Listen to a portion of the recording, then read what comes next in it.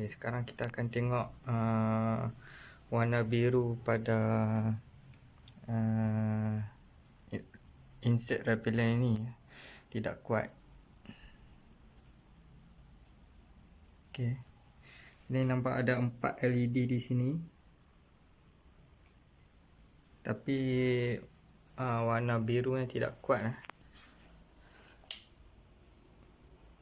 Anda boleh nampak.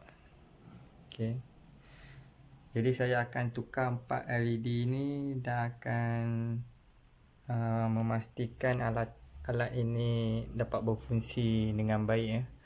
Untuk kerana warna biru ni dia akan memanggil haiwan seperti nyamuk, lalat atau serangga untuk datang kepada alat ini dan akan merangkap dan membunuh di bahagian besi ini, iaitu aliran elektrik. Jadi ini masalah yang saya akan baiki alat ini. Okey, jadi sekarang saya akan gantikan LED 4 ini. Jadi ini LED yang baru saya beli.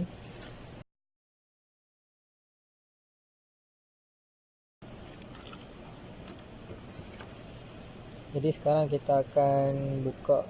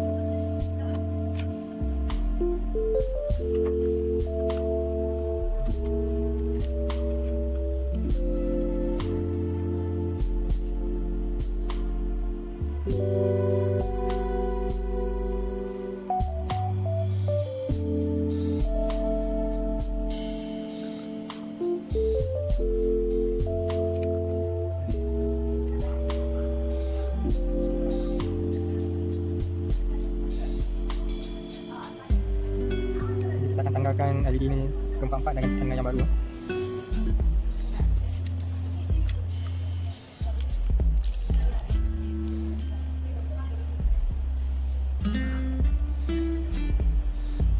Jadi pastikan anode dan kathod positif dan negatif kita akan sambungkan betul. Okey, jadi nampak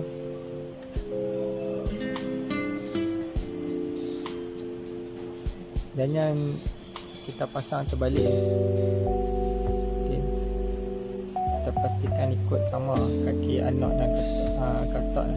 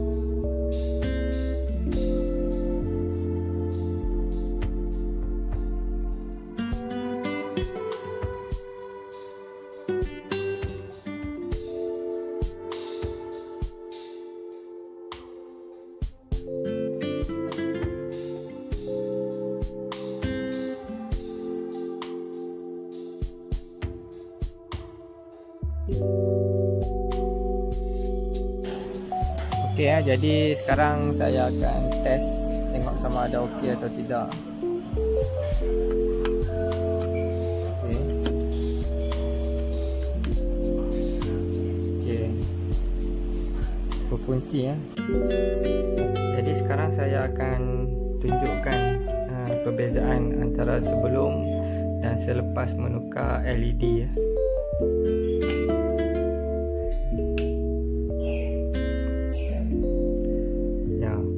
Jadi boleh nampak beza lampu biru sebelum dan selepas.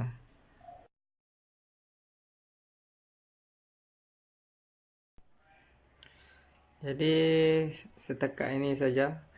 Saya harap video ini dapat membantu anda jika anda mempunyai alat yang sama dengan hanya menukar LED, dan kita boleh kembalikan semula efisiensi alat ini. Sekian, terima kasih kerana menonton. Jangan lupa untuk like dan subscribe channel saya.